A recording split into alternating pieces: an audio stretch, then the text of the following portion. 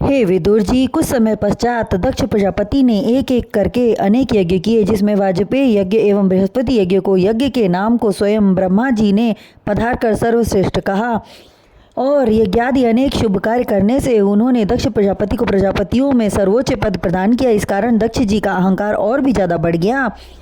यज्ञ करते समय उन्होंने अनेक देवताओं एवं महर्षियों को आमंत्रित किया। वे सभी अपनी स्त्रियों सहित दक्ष यज्ञ में पधारे। उनके विमानों को जाते हुए देखकर भगवान शंकर के साथ कैलाश पर्वत पर विराजमान दक्षपुत्री सती ने पूछा, हे देवादिदेव स्वामी, मेरे सुनने में आया है कि मेरे पिता श्री कोई बहुत बड़ा यज्ञ कर रहे हैं और ये गंधर्व एवं देवतागण अपनी पत्नियों सहित यज्ञ में भाग लेने के लिए जा रहे हैं। वहाँ पर मेरी बहनें भी अपने पतियों के साथ आई होंगी।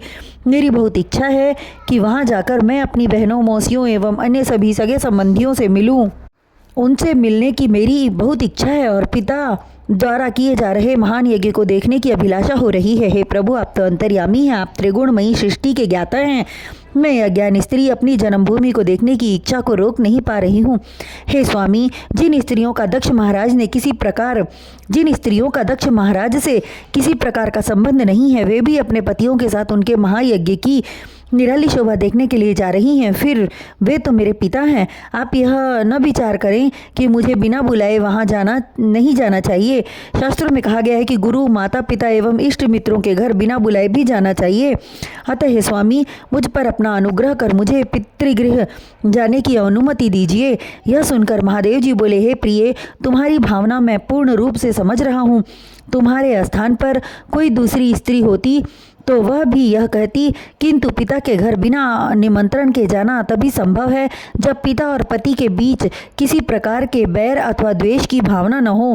तुम्हारे पिता श्री दक्ष प्रजापति अत्यंत अभिमानी हैं और मुझसे द्वेष भाव रखते हैं। हे सती, सत्पुरुषों में तप, क्षमा, सहिष्णुता, सहनशीलता, धन तथा उच्च कुल के गुण पाए जाते हैं, किंतु अभिमान के कारण ये गुण समाप्त हो जाते हैं, जो कि तुम्हारे पिता के साथ हुआ है। ऐसे अभिमानी पुरुष के घर कभी नहीं जाना चाहिए। ये जानते हुए भी कि तुम अपने पिता की सबसे प्रिय पुत्री हो, फिर भी तुम्हें वहाँ जाने से मना कर रहा हूँ, इसलिए कि मेरे साथ रहने से वह तुम्हें भी अपमानजनित दृष्टि से देखता है। तुम यह विचार करोगी कि अपने पिताश्री का आदर क्यों नहीं किया, क्यों उनके सम्मान में सिर नहीं झुकाया। हे सती, ऐसा न करने का एकमात्र कारण यह है कि मेरा मस्तक सदैव भगवान करुणा निधान भक्त हितकारी वासुदेव जी के सन्मुख झुकता है। एकमात्र उन्हीं को मैं प्रणाम करता हूँ, अन्य किसी को नहीं। जिसकी आत्मा कलुषित हो, जिसके अंतःकरण में वासुदेव प्रभु का निवास न हो, उसके सन्मुख मस्तक झुकाना सर्वथा अनुचित है। तुम्हारे पिता ने मेरे ऊपर दुर्वचनों के तीक्ष्ण बाणों से प्रहार करके अपनी बुद्धिहीनता का परिचय देते हुए मेरे प्रति अपने मन में बैर भाव को जन्म दिया है। इस कारण तुम्हारा वहाँ जाना सब प्रकार से अनुचित है।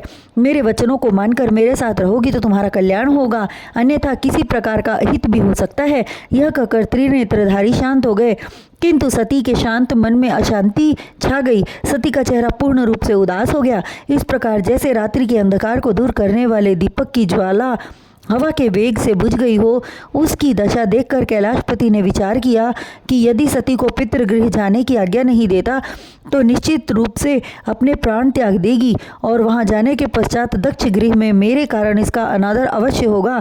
वहां भी इसके प्राण त्यागने की संभावना प्रबल है। अंत में उन्होंने सती को जाने की आज्ञा प्रदान की।